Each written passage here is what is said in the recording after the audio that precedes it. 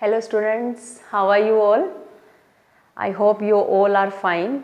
Today we are going to discuss our next topic. As you all know that we are doing our chapter number 3, that is human reproduction, and in chapter number 3 we are just going to finish our chapter. So second last topic today we are going to discuss. After today's class, one more class will be there for this chapter, then we will do our next chapter. So today we are going to discuss our topic, that is fertilization and implantation.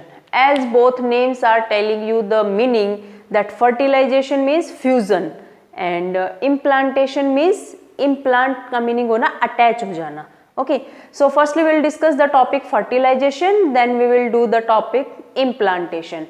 So before we start fertilization, I'll tell you about the diagram of ovum, structure of ovum कि ovum कैसा दिखाई देता है. Structure of sperm we have done earlier, but today we are going to doing firstly the structure of ovum. तो ovum के structure से पहले मैं तुम्हें ग्रेफियन फॉलिकल के बारे में बताऊंगी. ग्रेफियन फॉलिकल क्या है? जो ओवरी में primary follicle, secondary follicle, tertiary follicle, then एक ग्रेफियन फॉलिकल बनता है. और उस ग्रेफियन फॉलिकल का स्ट्रक्चर क्या है? Let's do that. So Graafian follicle में सबसे पहले आउटर लेयर जो होती है, वो आउटर लेयर किसकी बनी होती है? It is made up of granulosa. It is made up of granulosa. And इस ग्रेन्युलोसा के बाद एक कैविटी होती है इसके अंदर. That cavity is antrum cavity. Okay, antrum cavity के बाद हमारा कौन आता है? ओवम आता है. That is ovum. एंड इस ओवम की भी प्लाज्मा मेम्ब्रेन, एक तो प्लाज्मा मेम्ब्रेन होती है, फिर उसके बाद एक और लेयर होती है. This red colour layer I am drawing, and this red colour layer is one membrane. And इसके बाहर फिर एक और मेम्ब्रेन होती है, that is known as corona radiata.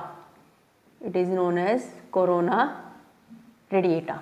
Okay, so this is Graafian follicle structure. It is the structure of Graafian follicle. Okay, this is antrum cavity, the granulosa layer, and this is ovum. अब हम इस ovum को बाहर निकाल लेते हैं. Okay, तो ovum बाहर आएगा तो सबसे पहले इसका न्यूक्लियस है.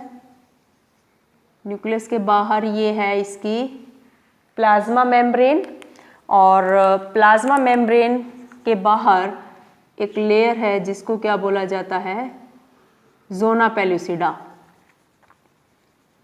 This is known as zona pellucida. Okay, and zona pellucida के बाहर एक और लेयर होती है, that is known as corona radiata. This layer is corona radiata. Okay, so this is the structure of ovum. It is the structure of ovum. Now what are its parts? Outermost layer is known as corona radiata. Clear? And then उसके बाद एक layer आती है जिसका नाम है zona pellucida. zona pellucida के बाद एक लेयर है जिसका नाम क्या है? प्लाज्मा मेम्ब्रेन और विटेलाइन मेम्ब्रेन. प्लाज्मा मेम्ब्रेन और vitelline membrane. Okay, and this central is nucleus, और you can say it is ovum. Done. And this you can see here that this is zona pellucida layer, and zona pellucida और vitelline membrane, plasma membrane के बीच में एक space है. इस space को बोलते हैं pre vitelline space. Pre vitelline space. Now try to understand the things. This is the structure of ovum. This is the structure of Graafian follicle. Structure of ovum में what you see that outermost layer, outermost membrane is known as corona radiata. ठीक है. उसके बाद आती है zona pellucida. It is the non cellular layer. ये कैसी layer होती है? Non cellular, made up of protein and carbohydrate. ये किस चीज की बनी होती है? प्रोटीन एंड कार्बोहाइड्रेट की बनी होती है, नॉन सेलुलर होती है। उसके बाद मेम्ब्रेन आते हैं vitelline membrane, that is the plasma membrane, and between zona pellucida and vitelline membrane there is a space that is known as perivitelline space, perivitelline space. Okay, and inside that innermost structure is that is nucleus ovum. Any doubt? समझ आ गया इसका structure? Okay, so we have done structure of ovum, structure of sperm earlier we have done in our previous classes. Now I'll tell you that ovum कहाँ से release होता है, कहाँ पहुँचता है, where it has to reach to meet the sperm, where fertilization will takes place. You know that this is the diagram of female reproductive system. हमने female reproductive system को बहुत डिटेल में पढ़ा है, चीज़ें बहुत अच्छे से हमने की हैं. Okay, so I am drawing the structure of female reproductive system. This is the ovary which is attach with the help of ligaments to the uterus and to the fimbriae.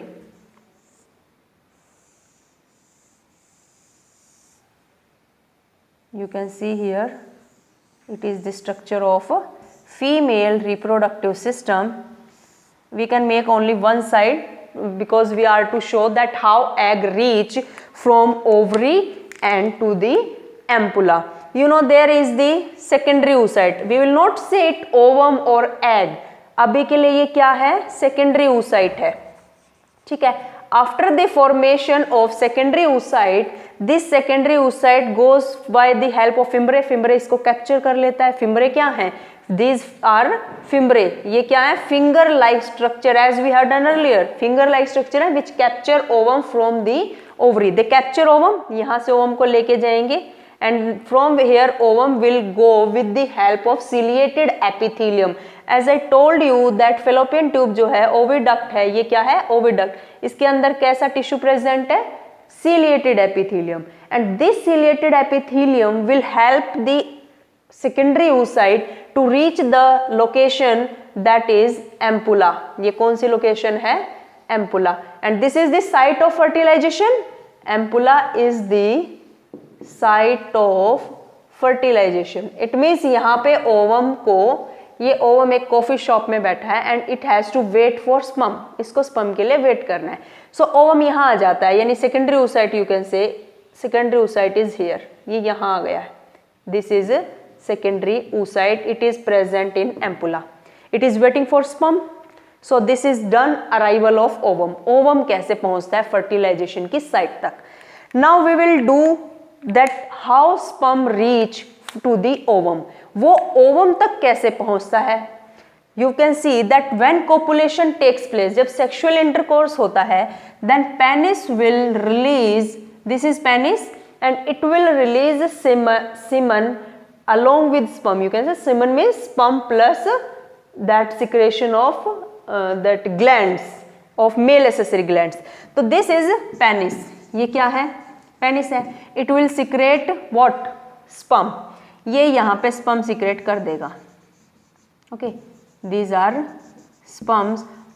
And I told you in our previous classes that how many sperms are secreted in one sexual intercourse in during one copulation. एक copulation के दौरान कितने sperm secrete किए जाते हैं? Around 200 to 300 million sperms. 200 to 300 million sperm. Okay, so what is going on here? You will see that copulation takes place when penis enter to vagina. It secretes sperms, and this number is 200 to 300 million sperms. And this process is known as insemination. इस process को क्या बोला जाता है? Insemination. कौन सी process? Which process is known as insemination? It is the release of sperm. Release of sperms by who will release? Penis. By penis into vagina during copulation. During copulation. Copulation के time पे, sexual intercourse के time पे, when sperms are released into vagina by penis, that process is known as insemination. Okay, now sperms are reached through vagina, they are going towards with the help of cervical canal, they are going to uterus. अब वो uterus में जा रही हैं around 200 to 300 million. अब क्या होता है, जैसे ही वो वेजाइना में एंटर करते हैं, vaginal secretions are there, vagina का अपना फ्लूइड होता है, अपने सिक्रेशन होते हैं. And what vagina think, vagina और female reproductive system think that these sperms are foreigners. वो स्पर्म को फॉरेनर मानते हैं क्योंकि उनकी बॉडी के नहीं है ना, वो उनको रिकॉग्नाइज नहीं करते हैं. दे थिंक ये तो कोई फॉरेनर पार्टिकल्स आ गए हैं. व्हाट दे डू, एज हमारी जब इंडिया में कोई बाहर से एंट्री करता है तो what are you know that what are army do, वो क्या करते हैं, उनको भगाने की कोशिश करते हैं ना, उनके ऊपर अटैक करते हैं, उनको किल करने की कोशिश करते हैं, उनको घायल करने की कोशिश करते हैं. So same process takes place in female reproductive system, that female reproductive system thought कि ये जो स्पर्म है these are foreign particles and we have to kill them, we have to attack on them.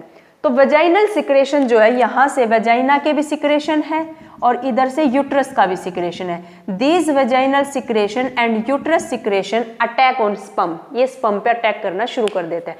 Many of the sperms kill there, वहां पे वो मर जाते हैं, दे डाई देयर, मर जाते हैं.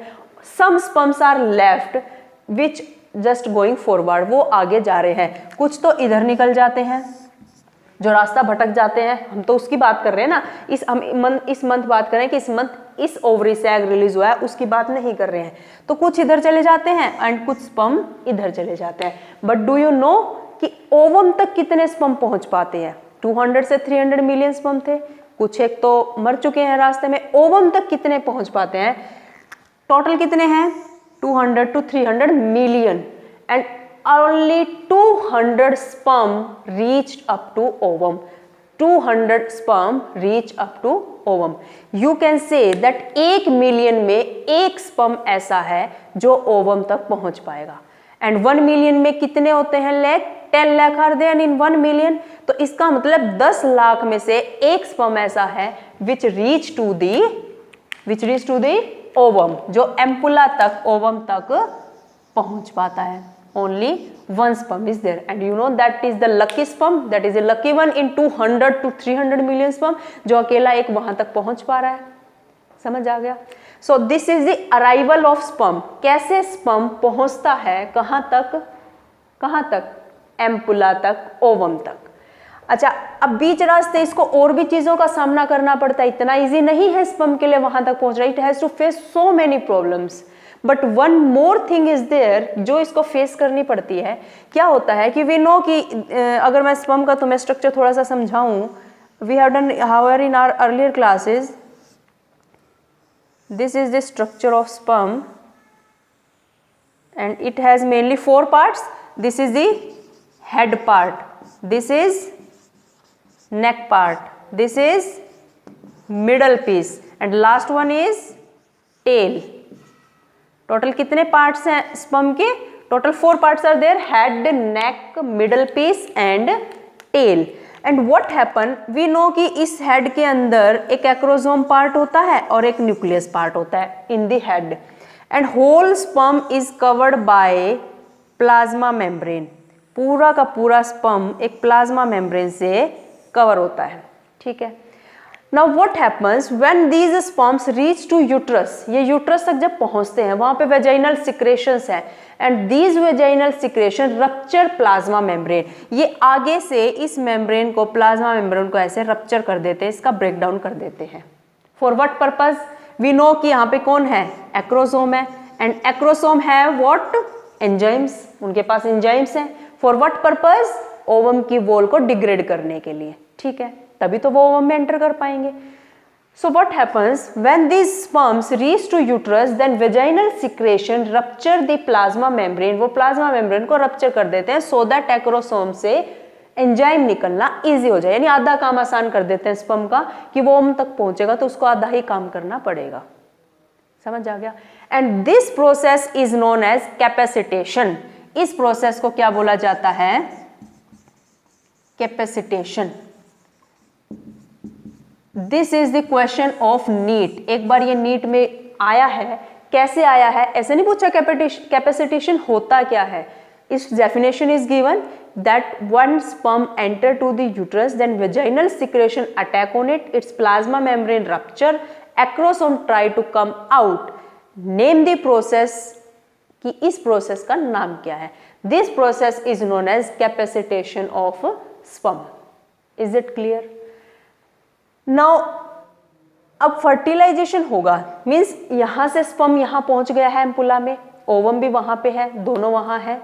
बट डू यू नो कि फर्टिलाइजेशन अब हर एक केस में थोड़ा ना फर्टिलाइजेशन होता है, हर बार स्पर्म पहुंचता है, हर बार ओवम पहुंचता है, but not all copulation lead to fertilization and does not lead to pregnancy. क्या हर एक कोपुलेशन, हर एक सेक्सुअल इंटरकोर्स से फर्टिलाइजेशन हो जाती है, प्रेगनेंसी हो जाती है? No, it doesn't there. Then why it is not so? ऐसा क्यों नहीं होता है? Because arrival of sperm and arrival of ovum should be simultaneously. Simultaneously means at the same time. दोनों सेम टाइम पे अगर वहां पहुंचते हैं then fertilization occur, otherwise doesn't occur. That's why all copulation does not lead to fertilization and then pregnancy. Okay, and you know कि life time के बारे में तुमने पढ़ा है that ovum life time is 24 hours. ovum का life time कितना है? 24 आवर्स। वो जस्ट 24 आवर्स तक सर्वाइव कर सकता है, बट जो स्पर्म है इसका लाइफ टाइम होता है 24 to 48 आवर्स। वो 2 दिन तक सर्वाइव कर सकता है। हाउएवर इसकी लाइफ टाइम 3 दिन भी हो सकती है स्पर्म की, बट उसकी एनर्जी कम हो जाती है, it exhaust its energy, fertilization के कैपेबल नहीं रहता है। तो ovum just wait for 1 day, वो 1 दिन के लिए वेट करता है। If sperm comes then fertilization occur, otherwise ovum get died and then fertilization will not take place. या तो स्पर्म पहले से ही वहां वेट कर रहा हो, क्योंकि वो तो 2 दिन तक सर्वाइव कर सकता है, हो सकता है स्पर्म पहले वाले दिन आ गया है और ओवम अगले दिन रिलीज होके आया है, तो इट्स ओके, ओवम की तो लाइफ है, उसकी भी लाइफ है अभी। बट कई बार क्या होता है, ovum is released earlier but sperm doesn't reach, वो नहीं पहुंचता है और पूरा 1 दिन निकल जाता है, then ovum get died, then no fertilization occur as we have done menstrual cycle, that if fertilization doesn't occur then what happen, then menstrual cycle occur. Is it clear? So अब हमने कर लिया है कि कैसे कैपेसिटेशन होता है, कैसे स्पर्म ओवम तक पहुंचता है। नाउ विल डू कि हाउ दे विल फर्टिलाइज। ठीक है, अच्छा तुमने ये चीजें ध्यान से समझ ली है I think, structure of ovum and then insemination क्या है, release of sperm by penis into vagina में कैसे स्पर्म रिलीज होता है, that is the process is known as insemination. Okay, and then we will do fertilization, we will do fertilization and fertilization I'll rough it and then we will do the next step, that is fertilization. Okay, insemination is clear, capacitation is clear. In capacitation what happen, plasma membrane rupture किसकी, sperm की, and then it becomes weak and then it can reach to ampulla region and where fertilization will occur.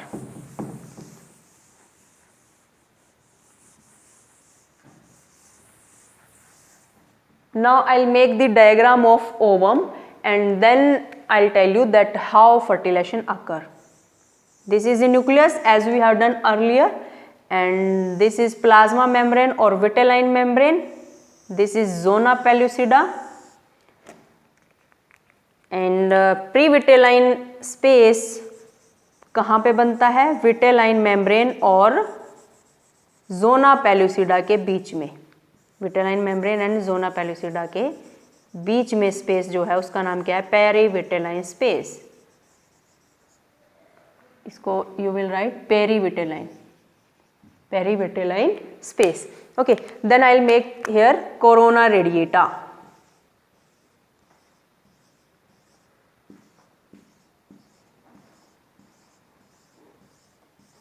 This is the layer that is known as corona radiata, outer most layer. ठीक है, this is corona radiata. Okay, this is zona pellucida and this membrane vitelline membrane or vitelline membrane or plasma membrane, and this space is perivitelline space. Perivitelline space, and this is nucleus. It is nucleus. इस nucleus को मैं थोड़ा छोटा बनाती हूँ because हमने यहाँ पे स्पर्म का न्यूक्लियस भी पहुँचाना है. This is nucleus. So what happen? Now sperm will reach here. अब ओवम तक कौन आने वाला है? यहाँ पे ये मैं तुम्हें स्पर्म बनाती हूँ. बहुत सारे स्पर्म्स आ रहे हैं जो ओवम तक पहुँचने की कोशिश कर रहे हैं. Okay, they are moving very speedily, very fastly, rapidly. They are moving towards the ovum to enter into it. But you know, I told you earlier कि इनमें से कोई एक will be successful to enter to ovum to fertilize ovum. Then who will be that lucky one? Let's decide कौन होने वाला है वो. So what happen? जब sperm आता है ovum के पास, तो what it do, ये एक्रोसोम की हेल्प से एंजाइम होते हैं एक्रोसोम के पास. कौन से एंजाइम्स होते हैं? Hydrolytic enzymes. कौन से एंजाइम्स होते हैं? Hydrolytic enzymes. These hydrolytic enzymes rupture corona radiata. Rupture means वो उसको पेंट्रेट करके उसके अंदर एंटर कर जाते हैं. कौन? Sperm. Suppose this sperm is going, ये सबसे नजदीक है ना, हम इसी को पहुंचाएंगे इस वाले स्पर्म को ना. ये अब यहां से ऐसे एंटर कर रहा है कोरोना रेडिएटा से. उसके बाद it will go to zona pellucida, and zona pellucida पे कुछ रिसेप्टर्स होते हैं. Suppose these are receptors which I am making here. Zona pellucida contain some receptors, and these receptors are known as ZP3 receptors. ZP3 receptors.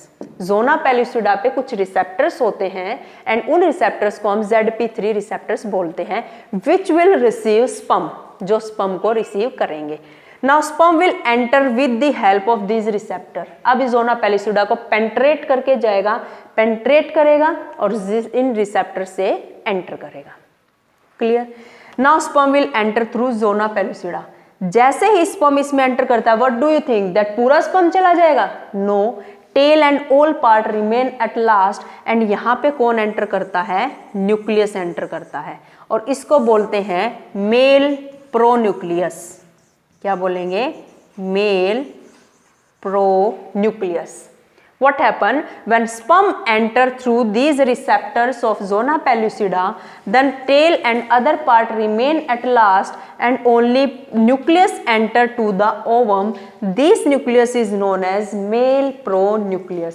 जैसे ही sperm इसके अंदर enter करता है, तो what happen? Some changes takes place in ovum to prevent polyspermy. कि एक sperm जैसे enter कर जाता है और sperm enter ना करे, इस चीज के लिए ओवम में कुछ चेंजेस होते हैं. I will rough this to tell these changes कि वो चेंजेस क्या होते हैं. वो चेंजेस होते हैं कि वो और स्पर्म एंटर ना करे. उसको बोलते हैं to block polyspermy. Poly means many, spermy sperm. ज्यादा स्पर्म एंटर ना करें. जैसे ही एक स्पर्म एंटर कर जाएगा then polyspermy reaction will takes place. ये दो तरह का ब्लॉक होता है, एक fast block and second one is slow block. Fast block and slow block. What happen in case of fast block? जो vitelline membrane है या plasma membrane है, it get depolarized. Vitelline membrane gets depolarized. वो क्या हो जाती है? Depolarize हो जाते हैं. Vitelline membrane get depolarized. Depolarized means पहले वो polarized थी, स्पर्म जैसे ही एंटर कर जाएगा it become depolarize so that no other sperm get enter into ovum, क्योंकि तो स्पर्म को फर्टिलाइज करना है ना ओवम को. Then what is slow block? Slow block क्या होता है?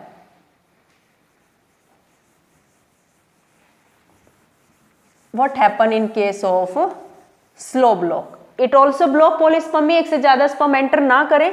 सो what happen in this case? In this case ZP3 receptors are destroyed. by entry of sperm into ovum. क्या होता है? Some changes takes place in zona pellucida when sperm just enter to ovum.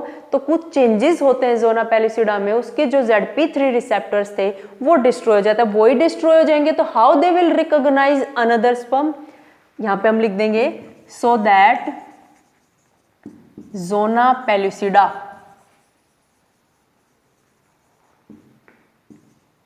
could not recognize other sperm. अब zona pellucida बाकी sperm को पहचानने से मना कर देगी, इसीलिए ये कौन सा है, इसमें थोड़ा टाइम लगता है, इसलिए it is slow block and that is fast block. अब पॉलीस्पर्म भी प्रिवेंट हो चुकी है, अब और कोई स्पर्म एंटर नहीं करेगा. जैसे ही स्पर्म की एंट्री होती है, यू नो कि ये पूरे तरीके से ओवम नहीं है, ये कौन है, सेकेंडरी oocyte है. अभी इसमें सेकंड मियोटिक डिवीजन होना बाकी है. अब भूल गए होगे तुम क्या सेकेंडरी oocyte क्या है, मियोटिक डिवीजन क्या है. वी हैव डन oogenesis किया था ना, वहां पे oogonia थे, oogonia में माइटोटिक डिवीजन हुई थी, प्राइमरी oocyte बन रहे थे. Some were selected, primary oocyte में सिलेक्शन हुआ था एंड वहां पे क्या हुआ था, first meiotic division takes place and then secondary oocyte was formed. secondary oocyte release होती है ग्रेफिन फॉलिकल से और वो एम्पुला तक पहुंचती है. ये कौन है, secondary oocyte है. अब इसमें सेकेंड मियोटिक डिवीजन होगी कब, जब मेल न्यूक्लियस, मेल स्पर्म का न्यूक्लियस इसमें एंटर कर चुका है. Now second meiotic division takes place here and this nucleus divide by meiotic division and इससे अब सेकेंड एक और न्यूक्लियस बन जाता है. And I told you earlier कि फर्स्ट पोलर बॉडी बन चुकी थी प्राइमरी oocyte में, अब सेकेंड पोलर बॉडी बनेगी सेकेंडरी oocyte में. जैसे ही ये बनती है तो ये एक सेपरेट सेल हो जाती है. कौन, ये सेकेंडरी पोलर बॉडी थी. जो हमारा काम किससे मतलब है, हमें इस न्यूक्लियस से मतलब है और इसका नाम हो जाएगा फीमेल प्रोन्यूक्लियस. इसको बोल देंगे फीमेल प्रोन्यूक्लियस और ये है मेल प्रोन्यूक्लियस. अब इन दोनों का फ्यूजन हो जाएगा, किसका, मेल प्रोन्यूक्लियस का और फीमेल प्रोन्यूक्लियस का. And then it will make what, zygote, जिसके लिए हमने ये सब कुछ पढ़ा, जाइगोट बनाने के लिए. ठीक है. सो ये फर्टिलाइजेशन प्रोसेस कैसे हुई, आई टोल्ड यू. एक बार मैं ब्रीफ में फिर से बता देती हूँ that first of all what condition is necessary for fertilization, that egg or ovum and sperm should reach at the site of fertilization simultaneously. एक ही टाइम पे पहुंचने चाहिए और वो कौन सी साइट है, ampulla. Do you know NCERT में भी चेंजेस होते रहते हैं. If you will see NCERT 2-3 years back then you will see site of fertilization ampullary isthmic region. वो एम्पुलरी इस्थमिक रीजन बता रही है वो एनसीईआरटी 2-3 साल पुरानी. If you will see latest NCERT for this current session you will see site of fertilization ampulla. So you will follow that NCERT of current session. Okay. So according to this current NCERT of current session, ampulla region is given as a site of fertilization. So egg will release from here with the help of ciliated epithelium to the ampulla. Sperm will come from the penis to the vagina and then vaginal secretion इस पे attack करेंगे जिससे बहुत सारे sperm मर जाएंगे और बहुत सारे जिंदा भी रहेंगे. एंड जो बच जाएंगे उनकी प्लाज्मा मेम्ब्रेन को ये वेजाइनल सिक्रेशन रप्चर कर देगी ताकि वो एक्रोसोम इजीली वहां से निकल जाए, स्पर्म का काम आसान हो जाए. So out of 200 to 300 million sperm only 200 sperm are successful, they remain alive, वो जिंदा रहते हैं, यानी 1 मिलियन में से एक स्पर्म. बट फर्टिलाइजेशन के लिए तो हमें एक ही चाहिए, बाकियों का क्या होगा, दे विल किल्ड, वो मर जाएंगे, पड़े रहेंगे वहीं पे फीमेल रिप्रोडक्टिव ट्रैक्ट में.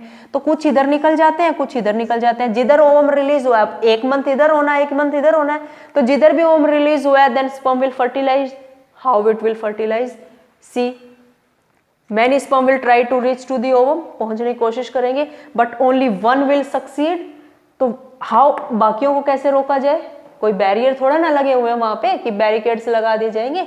देन रिएक्शन टेक्स प्लेस, एक फास्ट ब्लॉक एक स्लो ब्लॉक. फास्ट ब्लॉक में जो विटेलाइन मेम्ब्रेन है, प्लाज्मा मेम्ब्रेन है, it get depolarised after entry of one sperm. जैसे ही एक स्पर्म पहुंचता है वो मेम्ब्रेन डीपोलराइज हो जाती है, तो बाकी स्पर्म नहीं पहुंच पाएंगे. ठीक है, गॉट इट.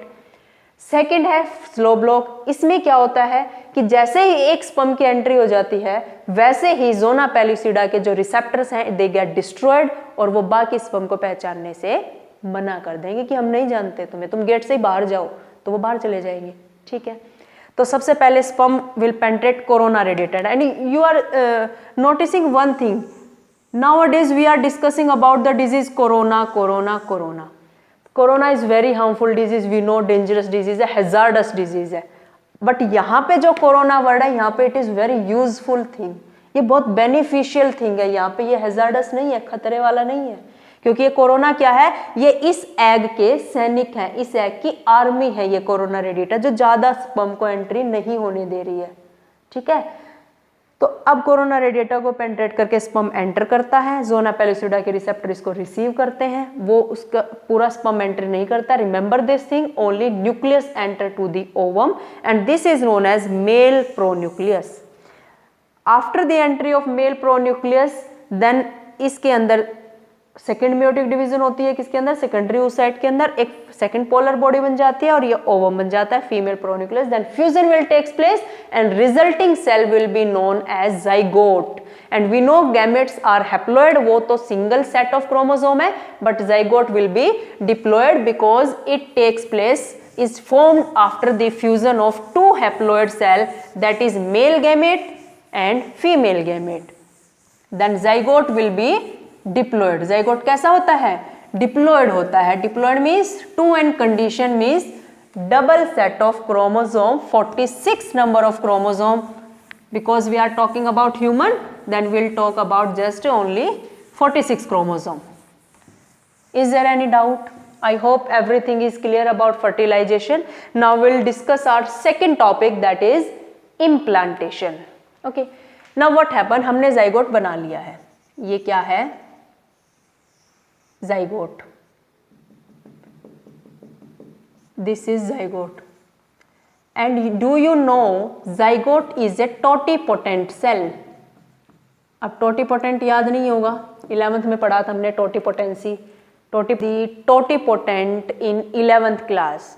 टोटीपोटेंसी या टोटीपोटेंट वो सेल होती है which can give rise to full organism, वो सेल जो पूरा ऑर्गेनिज्म बना सकता है. तो ह्यूमन के अंदर अकेली जाइगोट ऐसी सेल है which have capacity to make full organism, ये पूरा एक और नया ऑर्गेनिज्म बना देगा. कौन?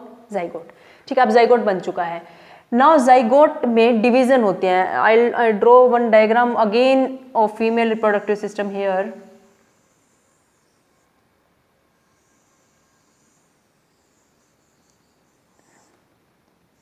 This is uterus as you can सी.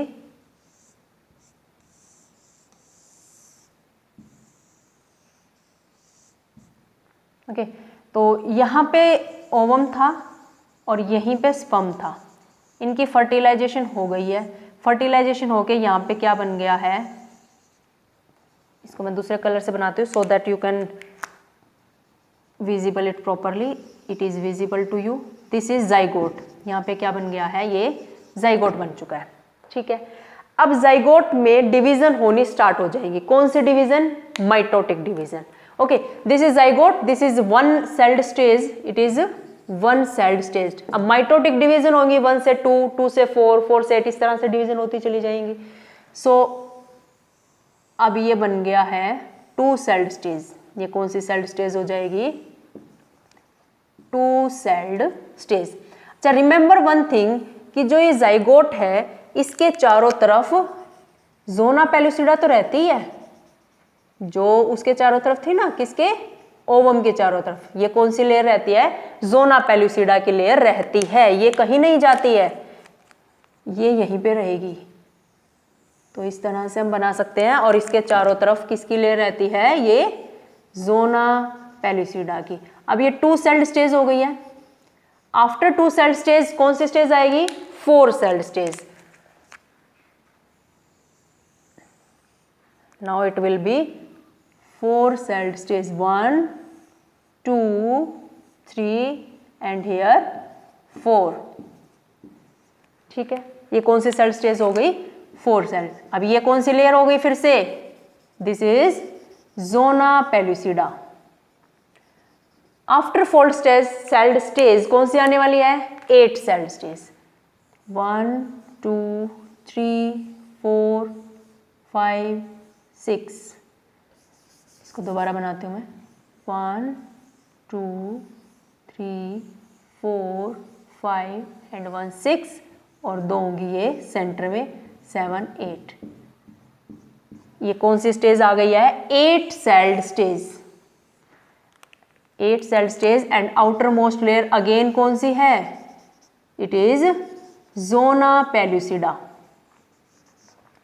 अब ये सब हो क्या रहा है? This is mitotic division. कौन सी डिवीजन हो रही है? माइटोटिक डिवीजन या माइटोसिस हो रही है। 1 से 2, 2 से 4, 4 से 8, अब 8 से आगे हम 16 बनाने वाले हैं। And these mitotic division are special division and that's why they are known as cleavage. इसको क्या बोलते हैं हम? क्लीवेज। क्लीवेज क्या है? These are special type of mitosis. It is special type of mitosis. ये एक स्पेशल टाइप होती है माइटोसिस की। स्पेशल क्यों? इन विच सेल्स बिकम स्मॉलर। इसमें सेल थोड़ी छोटी होती चली जाते हैं। यू कैन सी हियर, यहाँ पे बड़ी थी, थोड़ी छोटी हो गई, और छोटी होगी, और थोड़ी छोटी हो जाएगी, क्योंकि नंबर तो बढ़ रहा है ना। तो माइटोसिस में नंबर तो इक्वल रहता है क्रोमोसोम का, सेल भी बढ़ती जा रही है, बट थोड़ा सा साइज छोटा हो जाता है, इसीलिए इसका नाम क्या रख दिया गया है? Cleavage. Now we will do next stage. It is 8 celled stage. You can write here it is 2 celled stage, it is 4 celled stage, it is 8 celled stage. Now we will make 16 celled stage. 1 2 3 4 5 6 7 8 9 and this is 10, 11 12 13 14 15 16। ये कितने cell की stage हो गई? 16 celled stage. This is developing embryo. Zygote से क्या बनता है? Embryo बनता है। Again this is plasma membrane and again we will make what? Zona pellucida layer. इसके चारों तरफ कौन सी लेयर है? जोना पेल्यूसिडा है। अच्छा, when these celled are formed, 8 से 16 सेल्ड स्टेज को हम मोरुला बोलते हैं। क्या बोलते हैं? मोरुला। ये अर्ली मोरुला है, अर्ली मोरुला जब 8 सेल्ड स्टेज है। ये लेट मोरुला है जब 16 सेल्ड स्टेज है, 16 सेल्ड स्टेज। अच्छा, जो ये सेल्स बनती हैं इनको नाम दिया जाता है blastomeres. What name is given? Blastomeres. Now listen these things carefully. What are these things? This is zygote which is single celled stage. अब इसमें डिवीजन होते हैं माइटोटिक, तो 2 सेल बन जाती हैं। अच्छा, जो ये 2 सेल बन रही हैं, these are known as blastomere. इनको हम क्या बोलते हैं? ब्लास्टोमियर्स, चाहे वो कोई भी सेल आगे। ठीक है। Now again mitosis 4 cell stage, again mitosis 8 cell stage, और 8 सेल से 16 सेल की स्टेज को हम मोरुला बोलते हैं। क्या बोलते हैं? मोरुला। समझ आ गया यहां तक? उसके बाद क्या होता है? अब ये जो मोरुला है, अब यहाँ पे हो रहा है ये सब कुछ। अब ये एम्पुला से इस थमस की तरफ आने लग रहे हैं ये डिवीजन होते होते। नाउ जिस दिन फर्टिलाइजेशन हुआ है उसकी 4th डे को, उसके बाद 4th डे को, 4th day this morula, suppose मैंने ये क्या बना दिया है? मोरुला बना दिया है। Now this morula will start is travelling. ये अपना टूर स्टार्ट कर देता है, अपने ट्रिप स्टार्ट करता है। कहाँ तक की ट्रिप? यूट्रस तक की। अब ये कहाँ आने वाला है? यूट्रस में आने वाला है। किस दिन स्टार्ट करेगा? जिस दिन फर्टिलाइजेशन हुआ उसके 4थे दिन बाद। समझ आ गया? उसके बाद मोरुला में क्या होता है? ये जो 16 सेल बनी है, 16 ब्लास्टोमियर हैं, ये अपने आप को 2 लेयर में अरेंज कर लेती है। और वो 2 लेयर कौन सी? एक तो trophoblast, outer most will be trophoblast. एक अपने आप को ये अरेंज कर लेते हैं ट्रोफोब्लास्ट की फॉर्म में, और एक अरेंज कर लेती हैं इनर सेल मास की फॉर्म में, इस तरह से। This is trophoblast, it is known as trophoblast. और जो ये अंदर वाली है इसको बोले हैं inner cell mass, inner cell mass. And do you know, अब ये वो कंडीशन है जब यूट्रस की जो ये एंडोमेट्रियम है, एंडोमेट्रियम क्या थी, inner most layer of uterus, it is the inner most layer of uterus, जो ज्यादा ब्लड से भरी हुई होती है, ब्लड वेसल से भरी हुई होती है, जिसको हम बोलते हैं inner most wall of uterus, endometrium. याद करो मेंस्ट्रुअल साइकिल, जब हमने क्या किया था कि 14th डे को जब ओव्यूलेशन हो जाता है, उसके बाद एंडोमेट्रियम में ग्लाइकोजन फूड बनाना शुरू कर देते हैं। वो क्या सोचते हैं कि अब ओव्यूलेशन हो चुका, ओम निकल चुका, वहां पे बेबी बनने वाला है, उसके लिए फूड बनाना है मुझे, होता है ऐसा, मेंस्ट्रुअल साइकिल में पढ़ा था। तो एंडोमेट्रियम अब ग्लाइकोजन बनाना शुरू कर देते हैं और इसमें क्या इकट्ठा हो जाता है, यहाँ पे ग्लाइकोजन आ जाता है इसके फूड के लिए, जो ये डेवलपिंग एम्ब्रियो ना। अच्छा, ट्रोफोब्लास्ट तो बाहर की बाहर ही रहती है, इनर सेल मास एम्ब्रियो बनाना शुरू कर देता है, ठीक है। अब ये कौन सी कंडीशन है, इसको बोलते हैं ब्लास्टोसिस्ट। क्या नाम हो जाता है इसका, ब्लास्टोसिस्ट। ये वाली स्टेज अटैच होगी किसके साथ, एंडोमेट्रियम के साथ, ठीक है। सपोज ये मैंने बना दी ब्लास्टोसिस्ट, अब ये धीरे धीरे एंडोमेट्रियम के पास आ रही है, यूट्रस के पास आ रही है अटैच होने के लिए, ठीक है। अब ये यूट्रस की वॉल थोड़ी सी अंदर की तरफ चली जाएगी यूं, और ये ट्रोफोब्लास्ट आ जाएगा यहाँ, ब्लास्टोसिस्ट आ जाएगी यहाँ। कौन आ गई, ये ब्लास्टोसिस्ट। ट्रोफोब्लास्ट की हेल्प से ये यहाँ पे अटैच हो जाएगी। और ये सारा काम कब हुआ, ऑन 7th डे, जिस दिन फर्टिलाइजेशन हुआ उसके बाद चौथे दिन तो ये बन गया है मोरूला, यहाँ से चलना शुरू कर देता है। और उस फर्टिलाइजेशन के बाद 7वें दिन यानी जस्ट आफ्टर 1 वीक ये अपने आप को यहाँ इम्प्लांट कर लेता है, यानी ये बेबी यहाँ पे अब अटैच हो चुका है एंडोमेट्रियम में। एंडोमेट्रियम में डिवीजन होनी शुरू हो जाते हैं और ये धीरे धीरे इसको अपने अंदर ले लेती है, अपने अंदर कवर कर लेती है। कौन, एंडोमेट्रियम। अब इसके चारों तरफ एक प्रोटेक्टिव कवरिंग हो गई है, अब इसको कोई खतरा नहीं है, इट हैज नो डेंजर, कोई शौक नहीं होने वाला, किसी टाइप की कोई प्रॉब्लम नहीं है, बिकॉज ये इसके साथ अटैच हो गया है। इस प्रोसेस को क्या बोला जाता है, इम्प्लांटेशन, जिसके बारे में हम अभी तक बात कर रहे हैं। It is implantation. Implantation means attachment of blastocyst, attachment of blastocyst to the endometrium of uterus. Uterus की एंडोमेट्रियम यूटेराइन वॉल के साथ जब ब्लास्टोसिस्ट अटैच हो जाता है उसको बोला जाता है इम्प्लांटेशन। ये किस दिन हुआ, 7th डे आफ्टर फर्टिलाइजेशन। जैसे इसके साथ अटैच हो जाए 8th डे को ये क्या करता है, एक हार्मोन रिलीज करता है जिसका नाम है HCG। क्या नाम है, HCG। मैं यहाँ पे लिख देती हूँ ऊपर इसको, HCG। कौन सा हार्मोन है ये, human chorionic gonadotrophin, human chorionic gonadotrophin. And this is the hormone which will tell about pregnancy. जो प्रेगनेंसी टेस्ट होता है वो उस टेस्ट को कैसे पता लगता है कि ये प्रेगनेंसी है या नहीं है, दिस हार्मोन टेल। अगर इसकी प्रेजेंस दिखाई देगी then pregnancy is there, otherwise it is not there, because this hormone release during pregnancy only. और ये कब होगा, जैसे ब्लास्टोसिस्ट से अटैच हो जाएगी 7th डे को, अगले ही दिन 8th डे को ये हार्मोन बनाना शुरू कर देता है। यहाँ पे समझ आ गई। So this was all about implantation, कैसे इम्प्लांटेशन होता है, कैसे सारी प्रोसेस है, ये सारे के सारे steps all are given in NCERT। Everything I told about the structure and which things are given in NCERT. So you have to revise them properly, learn them, and then prepare it for your exams. This is very important topic, can come in your exam. So thank you everybody.